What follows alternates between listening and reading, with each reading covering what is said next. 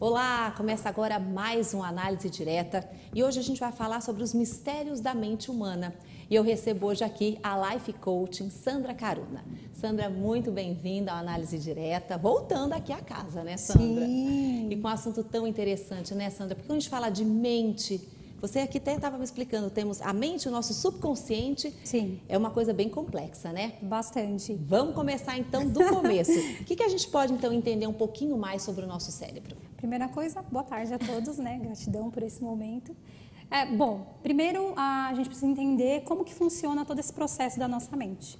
Muitas pessoas não sabem que foi feita uma pesquisa nos Estados Unidos, eu não me recordo qual escola, universidade que foi, e foi constatado que 5% nós estamos conscientes, prestando atenção, estudando, conversando como nós estamos aqui, mas 95% nós estamos lidando com o nosso inconsciente. Caramba, Sandra, bastante, né? 95% é o nosso inconsciente, só 5% que a gente está aqui agora. Sim, então o que significa que muitas vezes eu acabo agindo de forma inconsciente. E como é que a gente controla isso? Com muito autoconhecimento. Observando, né? Observando, por exemplo, se eu estou num relacionamento, eu falo relacionamento geral, se eu sinto raiva, se eu estou brigando com alguém e se eu sinto raiva. O que desencadeou essa raiva? Quais são as minhas crenças, né, com relação ao que eu acredito da vida? Então, é um processo, vamos dizer que é um processo de formiguinha, que a gente vai começar a trabalhar. Porque quando nascemos, somos crianças, vamos adquirindo todas as informações para chegar, como a gente tinha conversado, no que somos hoje. E aí, para a gente limpar todo esse processo que talvez não faça com que eu avance, é um processo demorado. Porque esse cérebro pode tanto ajudar a gente, né, esse nosso subconsciente, quanto boicotar também, né? Sim. Vamos falar então nessa parte da ajuda, né? Às vezes quando a pessoa tem aí uma boa formação, né, de infância, ela consegue enfrentar melhor alguns desafios, é assim, Sim, mais ou menos? Ela tem uma visão melhor da vida. Mas, muitas vezes, nem sempre ter uma visão melhor da vida é o que é melhor para ela. Por isso que é importante começar a observar o que eu sinto. Primeiro ponto para entender isso, entender como que funciona a mente humana, principalmente porque a mente humana ela é muito vasta, o autoconhecimento ele é muito vasto. A primeira coisa é entender quais são as minhas crenças, o que eu acredito hoje, o que eu vejo como felicidade, o que vai mover a minha vida. Então, a primeira coisa é questionar mesmo. Lá atrás, o que meus pais, tutores me ensinaram? E o que faz com que eu avance ou não hoje? É observar, se eu sinto muita raiva, por que eu sinto raiva? E começar a perguntar para você. Porque na maioria das vezes as perguntas elas são feitas para o outro. E as pessoas acabam não observando o seu interior. Quando se fala muito de interior, observe o seu interior. Não é ficar em meditação ou fazendo as coisas com repetição. É observar o que você sente. Né? Por exemplo, Sandra, no seu corpo. vamos pensar aqui num exemplo. Alguém é muito estressado, né? Fala qualquer coisa, a pessoa já se irrita, uma pessoa completamente, como a gente fala, meio desequilibrada. Como é que a pessoa, então, olha para ela e vê que o problema é ela para tentar melhorar? Primeira coisa é entender de onde vem esse desequilíbrio. Eu começo a perguntar para mim. Então, papel e caneta. Observar. O que te deixa estressado? Qual é o gatilho que a minha mente gera nesse momento? Porque a mente da gente é como um computador. Tudo que eu faço hoje é algo que eu aprendi lá atrás. Então, a sua mente ela vai te responder. Ao invés de você ir procurar lá fora, perguntar para o amigo, perguntar para o seu pai, para sua mãe, não, é observar em você. Quando eu lembro da situação, eu posso fazer como se eu fosse um filme. Eu posso voltar nesse momento da situação com a minha mente, porque a mente da gente ela nos auxilia muito. Você pode voltar nessa situação e entender o que gerou aquele momento. Porque na hora que eu sinto raiva, que eu brigo com alguém, ou eu estou desequilibrado, eu não consigo pensar. Então, eu começo a observar. Quando eu sinto isso, o que meu corpo faz? Porque as pessoas confundem muito o que é sentimento e o que é emoção. A emoção é quando eu tenho uma reação física, que vai gerar um conflito ou algo. Então, eu preciso observar isso. Quando eu sinto esse desequilíbrio, por exemplo, a raiva, o que meu corpo faz? A minha mão treme? Meu coração dispara? Palpita? Exatamente. E se ele disparou, por que ele disparou? Em quem está ligado isso? E aí você vai fazendo um questionário mesmo. Você coloca assim, então a palavra-chave, como você disse, é autoconhecimento. A pessoa tem que tentar se conhecer para poder melhorar. Exatamente. E não acreditar que em um dia eu consigo mudar. Muitas das pessoas que eu atendo, elas acreditam que em uma semana tudo muda. Isso não acontece. A gente vai lidar com realidade. O que é a realidade? Se eu acumulei algo que vem lá atrás e que vai reverberando, isso vai sempre acontecendo, eu preciso passar por um processo de autotransformação. A autotransformação e o autoconhecimento nada mais é entender quais são as minhas crenças que me colocam para frente, quais são as crenças que me limitam e a partir daí, como eu vou mudar? A mudança é começar a observar. E na verdade a pessoa que tem que querer também, né, Sim, Sandra? Se você não tem o desejo de mudança, isso não vai acontecer. Eu posso, por exemplo, comer um bolo e falar para você, nossa, esse bolo de chocolate é maravilhoso, mas quem sentiu o gosto? O outro não vai saber. Então sou eu que preciso passar por esse processo porque para mim aquilo é maravilhoso, mas para você talvez não. Então é observação mesmo, é buscar isso, criar um planejamento para poder mudar. Como que eu faço isso? Estudando, buscando literaturas importantes para você começar essa mudança, meditando. Existe uma meditação que não tem nenhuma conotação com espiritualidade, ela é a meditação mindfulness, que ela é uma meditação do aqui e agora. É observar, porque se a minha mente está trabalhando no meu subconsciente, se ela joga as informações que geram as emoções, o que eu penso todos os dias? Se eu, exemplo, não gosto do meu relacionamento com o meu marido, mas da onde vem esse não gostar? Será que a questão é só ele? Então é olhar para você para mudar o que está fora. Então olho para dentro e mudo o que está fora. E Sandra, você acha que hoje em dia as pessoas estão mais incomodadas e tentando resolver esse tipo de problema? Olha, porque antigamente parece que a gente não falava muito disso, né? Agora a gente está assim muito focado, muitos estudos já provam isso, né? Então acho que a humanidade já está voltando os olhos para essa situação e tentando melhorar, né? Vamos dizer que estamos voltando ao que era antes, né? Voltando para a raiz, no cerne. O seu caso também, né, Sandra? A gente pode falar aqui de carteirinha que você também fez uma mudança na sua vida para tentar melhorar e hoje está aqui ajudando a gente. Sim, vou colocar o meu exemplo. Como eu falei, né, eu tenho um filho chamado Enzo e meu filho teve meningite. Só que as crianças de hoje, elas vêm de uma forma totalmente diferente. Por quê? Porque tem mais informação, tem internet, né? Na nossa época não existia isso. Isso é muito novo. 10 anos é muito novo. E aí, para você entender essa criança, você acredita que como mulher, você tem toda a bagagem para lidar com o bebê. Só que na hora que você tem um filho, não é bem assim. E aí você vai buscando ali, aqui, para poder entender essa criança. Mas, na verdade, ele entra como uma oportunidade de você se conhecer. Porque a gente busca ajudar o outro, mas, na verdade, é você que se transforma. Então, ele veio com essa informação para mim. Foi a partir dele que eu comecei a fazer coaching, que eu comecei a buscar Montessori. Nem sabia quem era Maria Montessori. E aí eu comecei a entender que, na verdade, ela traz informações para você olhar para a criança, mas, na verdade, é a sua criança interior que não foi trabalhada. Porque, antigamente, ninguém falava sobre isso. Existia um contexto de sobrevivência, de poder ter dinheiro, até mesmo porque existia uma época que nem todo mundo tinha televisão. Era totalmente diferente da vida que essas crianças têm hoje. Elas têm muita oportunidade, mas a partir daí, como eu mostro para essa criança essas oportunidades? Então, é uma questão de se reinventar. Sim, é necessário estudar para ter autoconhecimento. E aí, hoje em dia também, né, Sandra? Já tem várias pessoas, você é uma delas, que a gente pode procurar, pedir ajuda, se conhecer para tentar melhorar o que está incomodando. E não ter medo de passar por uma terapia, ou com um psicólogo, ou com um coaching, não importa. O importante é você se sentir bem, entender o que é felicidade. Porque, como você me perguntou, hoje o mundo é muito diferente. Ele te diz o que você tem que ser. Então, você já nasce condicionado a ser alguém, a ser uma boa mulher, uma boa mãe, ter um bom relacionamento. É condicionado. É como se fosse... Eu digo que as pessoas hoje elas estão numa escuridão e, de repente, uma luz se acende. Então, essa luz pode ser uma religião, pode ser uma meditação. É sempre um olhar para você. Às vezes fica muito... Parece que é muito simples. Eu vou olhar para mim e aí vai estar... Não, não é assim. A vida, ela está em constante movimento. A vida é cíclica. Então, os problemas, eles vão sempre acontecer. Mas como eu olho para esses problemas? Eu vou reclamar e tudo bem?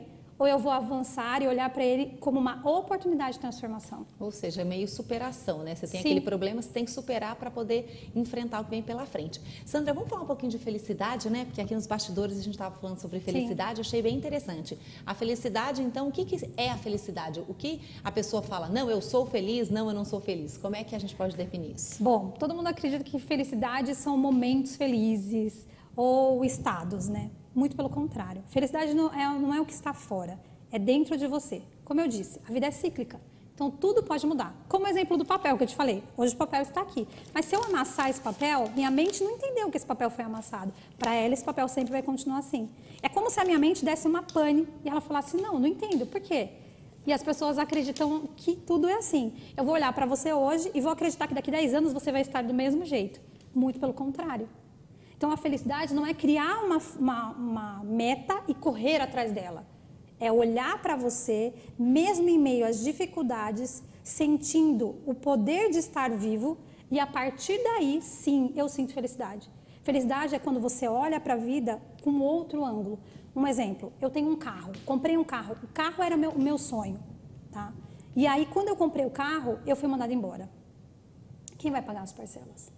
Aquele momento de felicidade se transformou num momento de desafio para mim. De pesadelo, né, Sandra? O sonho de comprar, por exemplo, um carro, depois virou um pesadelo, porque como é que eu vou pagar? Exatamente. Mas se eu me comprometi a comprar aquele carro, se aquilo para mim é minha felicidade, ao invés de eu analisar e pensar assim, e agora?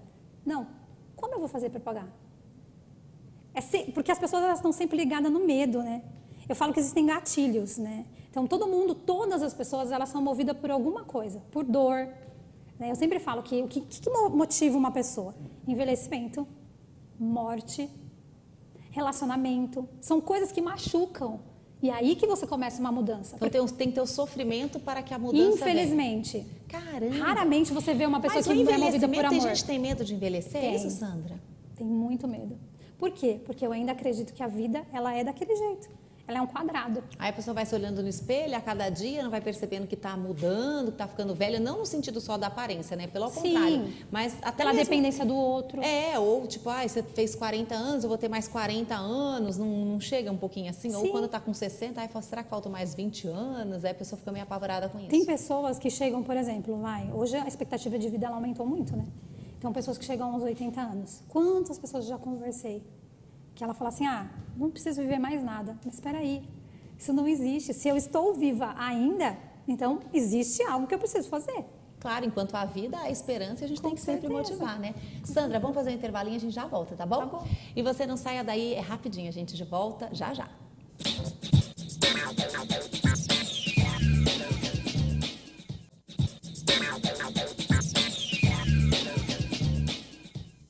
Estamos de volta com a análise direta e hoje a gente recebe aqui a Sandra Caruna, que é Life Coaching, está dando uma aula aqui pra gente sobre a mente humana.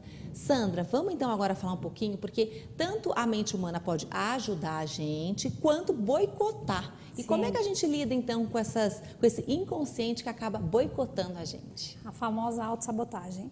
Muita gente passa por isso, né? Sim.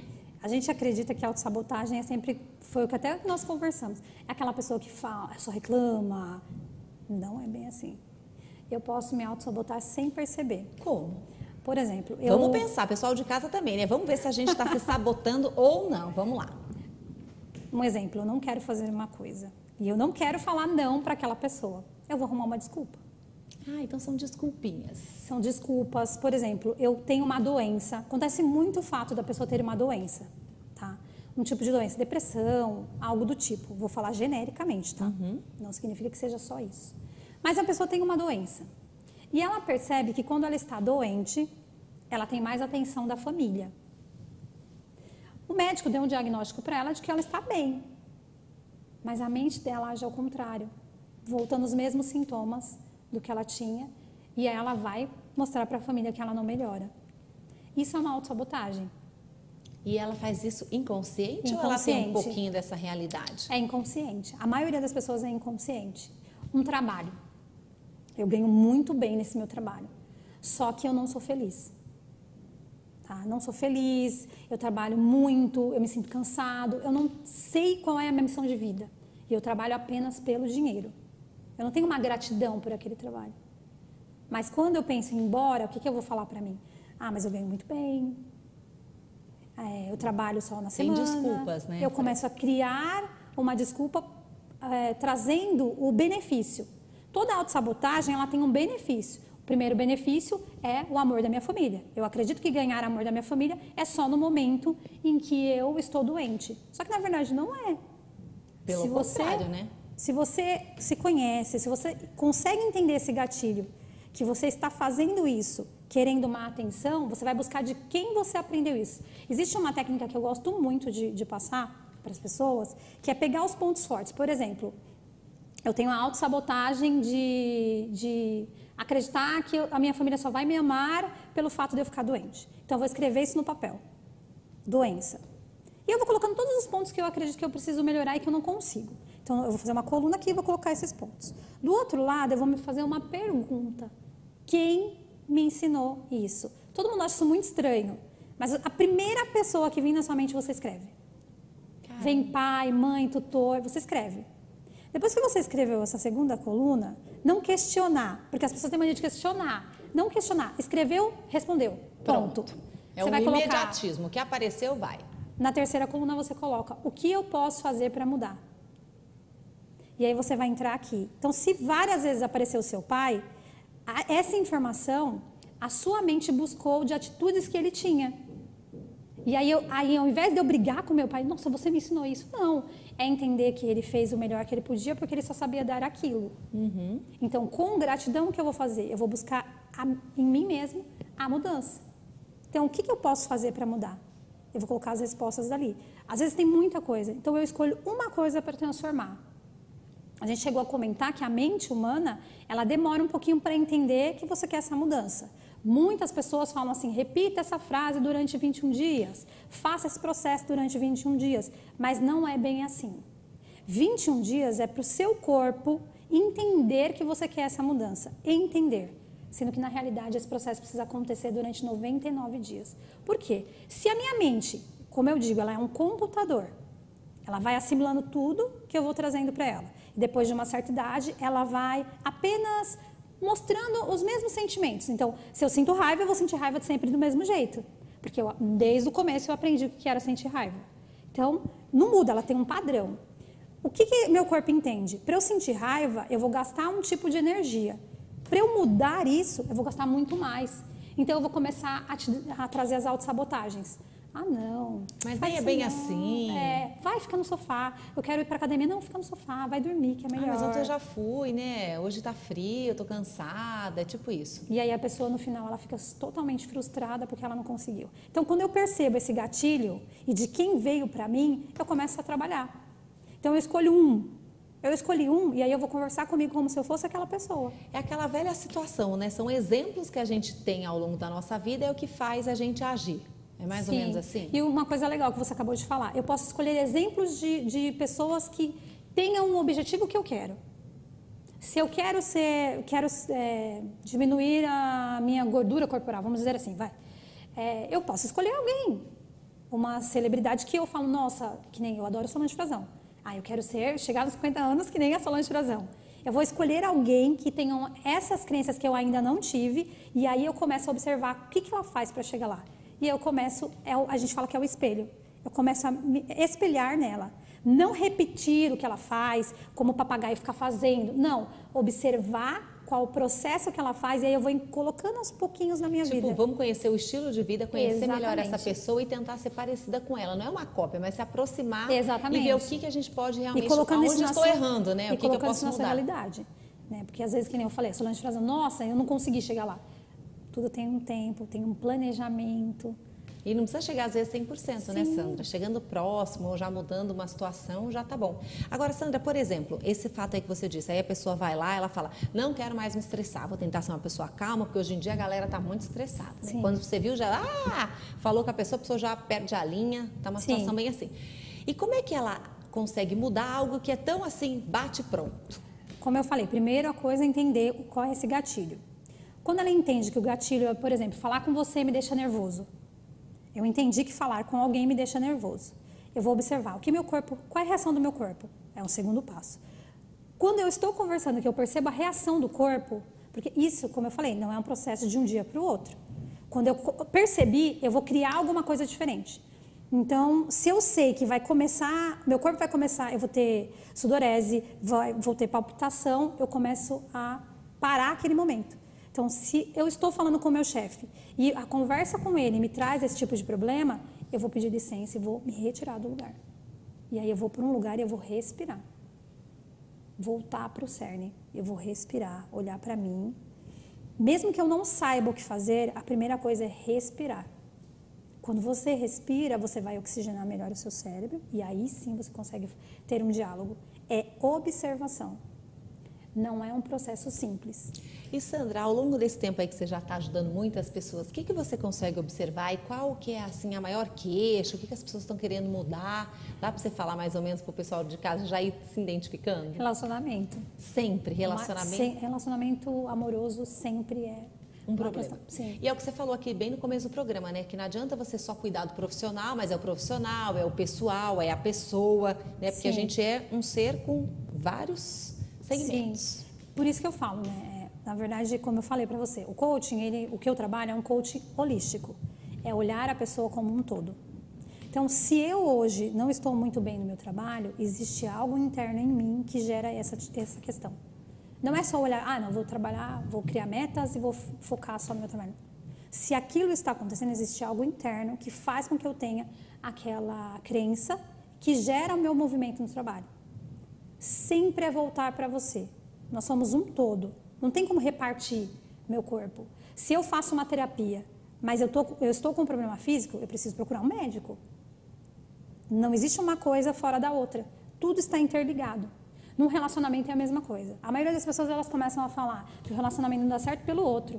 Porque o meu marido me traiu, porque não é compatível com o que eu acredito. Mas todo relacionamento ele precisa de uma união, indiferente de quem quer que seja. É 50% seu e 50% da pessoa. Se eu começar a observar diferente, se eu, ao invés de reclamar, eu começar a olhar para os pontos fortes dessa pessoa. Porque se eu colocar no papel as reclamações, se você fizer uma coluna... São infinitas. É muito maior do que o que me fez gostar dela. Porque na maioria das vezes, quando eu estou na fase de terminar um relacionamento, eu só vou olhar o que me faz mal. Mas aquela pessoa por quem eu me apaixonei, será que ela mudou tanto assim? Ou será que fui eu que mudei? Ou às vezes a pessoa continua a mesma, você que mudou, criou expectativas, ela não atende e aí acaba frustrando e você acha que o problema é a pessoa. E o medo de você falar que não quer mais? Então é um exercício. Até falar não é um exercício. Se eu não consigo falar não para ele, eu vou falar para mim. Olhar no espelho, olhar dentro dos meus olhos e começar a criar esse exercício de falar não para mim. Não, eu não quero isso para mim. É como se essa pessoa estivesse na sua frente e você falasse com ela. Mas aí com a pessoa na frente tudo muda, né, Sandra? Muda. Por isso que eu falei, é um processo. E aí você respira, tem todo um processo. Também a pessoa não vai querer mudar assim. Então eu já vou falar com ela, vou pegar as técnicas que eu aprendi aqui, eu já vou falar. Não, existe um processo. Já vou pôr tudo no papel e vou mudar. Não é assim, é a longo prazo, né? Você querer mudar algo, então você põe uma meta um pouco maior para que você vá em busca dela e consiga ser mais feliz. Para eu chegar onde eu quero, qual é o planejamento? Colocar no papel. Para eu fazer isso, né? E hoje em dia é bem difícil, né, Sandra? Porque, como você disse, uma das maiores reclamações é o lado amoroso. Aí, se a pessoa não está bem na vida afetiva, ela leva isso para o trabalho, às vezes leva para os amigos, enfim, e acaba descontrolando. Não tem como falar. Não, são coisas separadas. E uma coisa muito importante também, que é um assunto bem delicado, que é a questão da depressão na infância. A gente viu vários casos aí que aconteceu com as crianças. Sandra, vamos fazer um intervalinho que adorei. Sim. Depressão na infância é algo que, parece até mentira, né, que a gente está falando, mas é bem verdade. Cada dia que passa, mais crianças sofrem com isso. Sim. Tá bom? Vamos falar no próximo bloco. Tudo bem. E você não sai daí, é rapidinho, a gente volta já já.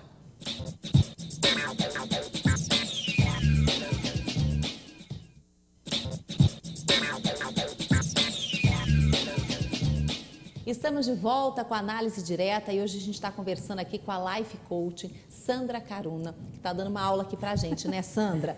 Bloco passado a gente começou a falar um pouquinho sobre a depressão na infância. Até pedi para parar porque esse assunto rende muito e eu acredito que o pessoal de casa também se interessa, né, gente? Porque quem que não conhece alguém que está passando por isso, o seu próprio filho, parente, enfim, né? Criançada também está já entrando nessa onda aí da depressão? Sim. Infelizmente, sim. E como, Sandra? Essa criança sempre é tão feliz, alegre, vai para a escola, se diverte, brinca. Que problema elas têm, né? Então, isso é algo que já vem, como eu falei. Às vezes, é a questão familiar. E tem muitas vezes que é genético, né? A criança já vem com esse tipo de problema. E os pais acabam não observando. Mas essa genética que você fala é na hora ali que está formando, os genzinhos, e consegue carregar isso? Sim, já é comprovado que em alguns casos é genético. Caramba! A pessoa já vem com isso. Porque muitas vezes, minha mãe foi, a avó foi, não sei quem foi, e aí pode ser que já tenha sido uma influência genética Por isso que é importante procurar um médico. A maioria das pessoas não sabe disso. Para ter um diagnóstico de depressão, é necessário fazer exames físicos. Quais exames físicos, por exemplo? Olha, eu não vou te falar assim exatamente todos, porque eu não conheço, mas eu sei só que pra gente ter uma tem ideia. eletro, normalmente os médicos pedem eletro, exame de sangue, coisas que a gente nunca imaginava. Mas existem exames físicos para entender se essa depressão ela é só na parte mental, se tem algo físico com que faz com que essa pessoa tenha depressão. Até existe um tratamento, eu não me lembro em qual local, qual hospital que é em São Paulo, que existe um tratamento experimental que é como se fossem choquinhos que eles emitem no cérebro, para ajudar. Entendeu? Caramba, então tem todo um processo. É o cérebro que está doente já devido, às vezes, a alguma genética, né? E se não for genética, pode ser o meio mesmo que acaba levando essa criança. Porque, como eu falei, né? Tudo começa na infância. Não necessariamente que são sempre os pais, mas tudo começa na infância. Quem que é o espelho dessa criança? O que ela sente? Porque, querendo ou não, é uma criança, mas ela tem sentimentos. A gente já tem aqui a resposta, viu? É o Hospital das Clínicas, a nossa produção já respondeu. Muito obrigada, viu, Fabi? O Hospital das Clínicas, então, já trabalha já com faz esse tipo de bastante tratamento. tempo. Eles fazem, se não me engano, um tratamento gratuito. Caramba. Isso é muito importante. Então, a informação, ela é necessária nesse tipo de caso. E aí, se a depressão ela não é tratada, a gente entra num ponto mais sério ainda, que é o suicídio na infância. Que hoje em dia cresce bastante, nos adolescentes também, né? A gente vê aí vários casos e você acha inacreditável um jovem tomar uma atitude dessa, porque na verdade a pessoa tem que ser muito corajosa, né? Para pôr fim na sua vida. Eu tenho 2 casos que eu trabalhei, 2 casos até de questão mesmo da criança se cortar. E aí você começar a olhar e falar, mas eu conheci ela tão pequenininha, o que levou a ela? Mas é como a gente falou desde o começo, o mundo está diferente. As mídias sociais, o que você vê, o que a criança vê. Muitas vezes os pais, eles precisam trabalhar. E aí algumas crianças acabam ficando sozinhas. Por mais que você acredite que sempre você está de olho no seu filho, nem sempre. Porque o primeiro ponto é entender, ele é uma criança, um adolescente. Como eu era quando eu era criança e adolescente? E, Sandra, isso acaba também gerando um problema para os pais, né? Porque quando o filho apresenta uma depressão, assim, tão jovem, o pai pensa, aonde eu errei, né? Sim. Então, tem que entrar numa harmonia, que o pai pode ter um pouco da responsabilidade de não ter visto isso antes, mas também a criança, o meio acabou influenciando e não dá para o pai controlar tudo, né? Sim, não tem como. A gente quer controlar tudo, mas não existe isso. Quando acontece esse tipo de coisa, o que eu costumo dizer é, primeiro, cada um faz aquilo, cada um só dá aquilo que tem. Como é que eu dou algo para uma pessoa se eu não sei? Se eu vou fazer um trabalho voluntário, eu preciso ter uma noção de um trabalho voluntário. Se eu vou dar amor para o meu filho, eu também preciso ter uma noção. Porque se quando eu era criança, o amor que eu entendi era bater no meu filho, é isso que eu vou dar. Então, por que o autoconhecimento nesse ponto é importante? As pessoas estão deixando as crianças de lado. A gente acredita que eles já nascem, eles têm que saber tudo, só que não é assim. Por isso, muitos casos de depressão e suicídio na infância. Você acha que, então, uma educação digital, coisa que a gente fala bastante aqui, precisava acontecer mais intensamente, né? Sim. Não os pais simplesmente largarem o celular na mão do filho. Eu até falo celular, porque hoje em dia o pessoal entra na internet, faz tudo no celular mesmo, né? Então, tem que ter esse acompanhamento. Sim, mesmo que seja 5 minutos. Eu falo pelo meu filho, tá? Porque, assim, o Enzo, ele tem 5 anos. Tem coisas que ele assiste no YouTube que não é para a idade dele. Mas a gente tá lá, limpando a casa, fazendo as coisas. Quando você vê, já tá lá. Fala não. Só que você começa a observar as atitudes da criança. Então, tem alguns jogos que você começa a perceber algumas atitudes. Não que o jogo influencia, mas se ele já tem alguma tendência, aquilo vai influenciar. Então, eu como pai, como tutor, preciso mostrar para ele. Não brigar, mas eu vou mostrar para ele, filho... Isso não é para a sua idade. Vamos assistir outra coisa. Ao invés de eu brigar, não, eu vou entender ela, vou ter empatia com essa criança. Se colocar no lugar dela, e aí sim eu consigo mudar. Como eu consigo fazer isso? Quando eu também começo a me observar.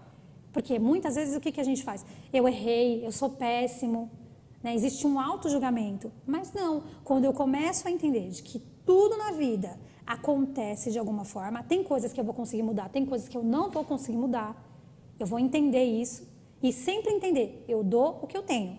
Se eu dou o que eu tenho, como eu posso mudar isso? Eu vou buscar uma ajuda profissional? Busque uma ajuda profissional, mas acompanhe. Porque o que acontece muito é os pais falarem assim, manda pro psicólogo. Você está repassando a sua responsabilidade. Porque, na verdade, quando você é pai ou mãe, o que acontece? Você simplesmente foi dotado de uma oportunidade de ajudar uma criança. Você não é dono dessa criança. Você está ali para ajudar um ser humano a crescer e se tornar um valor, tanto para a sua família quanto para a humanidade. Uma coisa que me fez voltar muito que bonito, nisso. até arrepiei aqui, Sandra, é verdade, né? Tem que criar para o mundo para que possa também melhorar, né? Não um ser humano horrível, por exemplo, né? Sim, e não querer fechar a criança numa redoma. Não só a criança como a gente. Mostrar a realidade mesmo, né? É uma coisa que me tocou muito, que foi o que fez eu começar esse processo com o meu filho e buscar hoje ser terapeuta, foi uma frase que eu ouvi. Que criança que eu vou deixar para o mundo? Que filhos eu vou deixar para o mundo? E que mundo eu vou deixar para o meu filho? E aí você começa a observar que se eu não tenho um olhar de amor por ele, será que é só por ele? Será que eu não tenho uma criança interior que está gritando ali essa transformação? Se o mundo está hoje da forma que está, existe um motivo. Existe uma falta de amor, existe uma falta de autoconhecimento, porque desde o começo que a gente falou que as pessoas não se ouvem. Ela prefere buscar no outro a transformação interna. Isso vai passando, uma hora a conta chega. Sim, e chega mesmo. E infelizmente chega. Como eu te falei, eu tive 2 casos. Uma está viva hoje e outra não. Com 14 anos ela se suicidou. Caramba, Sandra, porque a gente fica assim pensando, né? Que problema esses jovens têm? E o que eles sentem assim, ô Sandra? É muita pressão, assim, na escola, eles se sentem... dos pais? Eles se sentem inadequados. Porque quando eu sou adolescente, existe um turbilhão de sentimentos. Tipo aceitação. Eles se sentem inadequados. Às vezes eles sentem raiva dos pais, eles não sabem como expressar. Então, o pai, normalmente, o que a gente entende como amor? Será que amor é só abraçar? Nem sempre. O amor é quando você mostra o caminho para essa criança. Você mostra para ele, olha, é normal sentir raiva. Eu entendo que você sente raiva. Como é que você fica quando você sente raiva? E você vai mostrando para ele. Mas se você sentir raiva a todo momento, será que você vai ter um convívio bom com as pessoas? É esse cuidado. Quando eu estou falando para ele, eu estou falando para mim. Você percebe que tem uma volta? É bate e vem. Que é tudo junto. Eu não trabalho só ele, eu trabalho a mim. Então, o que eu sempre falo, é uma oportunidade de transformação. É observar nas entrelinhas o que a vida diz para mim. Até você comentou a questão dos sonhos. Lembra? Sonho, porque o sonho, você falou tanto do subconsciente, que eu falei, se 95% da gente é o nosso subconsciente, muitas vezes a gente não consegue desligar e quando vai dormir, sonha um monte de coisa, tem gente que não lembra. Como é que funciona isso, Sandra? Então, muita gente acaba buscando no Google, né, as respostas. Mas não é nem sempre o que está no Google. Livro dos sonhos. Isso. Mas na verdade não. Então, o que eu costumo dizer é assim, se eu sonhei com uma casa, então eu vou entender o que a casa representa para mim. O que ela está querendo me dizer? Ela está limpa, ela está suja? Como está o meu interior? Porque o sonho nada mais é do que uma resposta do seu subconsciente para o que está acontecendo no momento. E aí você começa a anotar. Quando você começa a fazer isso, você acordar de manhã e anotar os sonhos e fazer essas perguntas, fica meio estranho. Mas eu te garanto que depois de um mês você vai começar a olhar aquilo que você escreveu e fala, nossa, é verdade, nossa, tem razão. E aí você começa até a entender as suas angústias, né? Sim. Porque acho que alguns medos também as pessoas acabam levando para o sonho. Tem gente que tem noites agitadas, Sim. né? Ou acordam assustados, depois não consegue pegar no sono. É tudo subconsciente trabalhando, porque a gente não desliga, né, Sandra? Sim. A gente dorme, o cérebro fica lá funcionando. Sim, e muitas vezes a pessoa nem dorme, né? Ou tem gente que dorme e tem aquela sensação de que não dormiu, estou cansado. O que faz aí, Sandra? Tem que meditar mais? Ficar calminho? É importante meditar, mas, por exemplo, quando eu vou dormir e aí eu não consigo parar de pensar. Não paro de pensar. Isso é uma técnica que eu uso pra mim. Há muito tempo eu fui muito ansiosa, porque eu sou ligada no 520.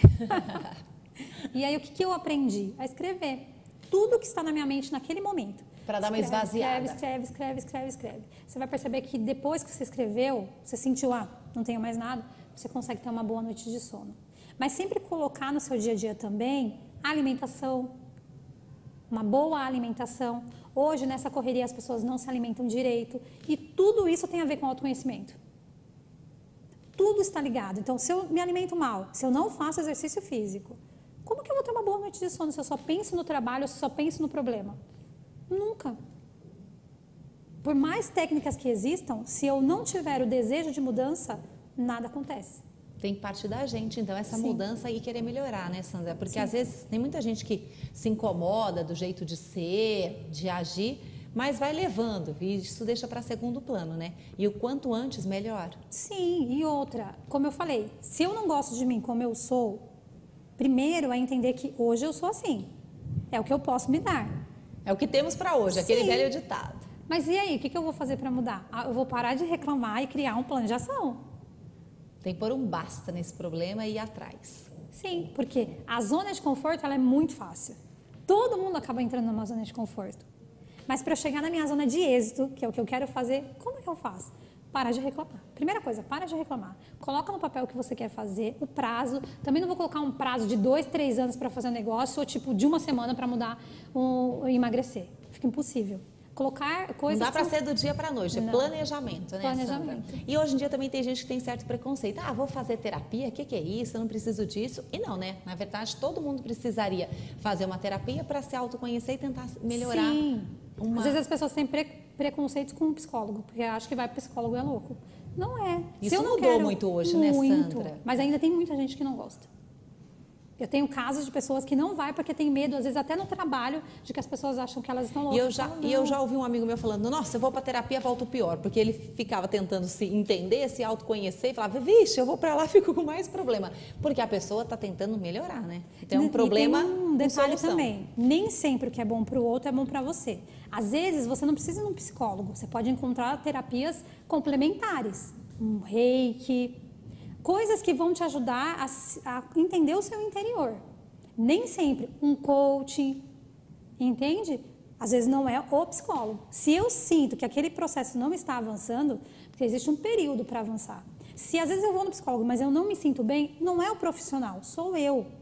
E aí eu vou buscar outras alternativas para mudar. Até porque às vezes não rola uma empatia, Sim, você tem que trocar. e é normal.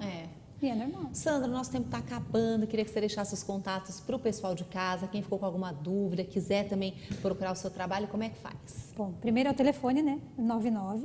99-244-0742, 011. Isso que eu ia falar, lembrando que é São Paulo. Isso. Eu tenho no Instagram, né? Que é mistérios, _mente. Então, o nome do meu Instagram já é Mistérios da Mente por isso, porque a mente humana é muito vasta. E o Facebook também, que é Mistérios da Mente, Chave da Alma. Ai, Sandra, muito obrigada pela sua participação aí, por ajudar a gente, o pessoal de casa também. E continue estudando para ajudar, tá bom? E eu já te convido para a gente voltar e bater mais um papo aqui. Com certeza. Obrigada, Obrigada. Viu? E você aí de casa, muito obrigada pela sua companhia. Se você quiser rever esse nosso bate-papo, é só entrar lá no Facebook, /análise direta. Consegue rever todo esse nosso bate-papo. Se você quiser deixar suas dicas, sugestões, enfim, entra lá e confere, tá bom? Até o próximo programa. Tchau, tchau.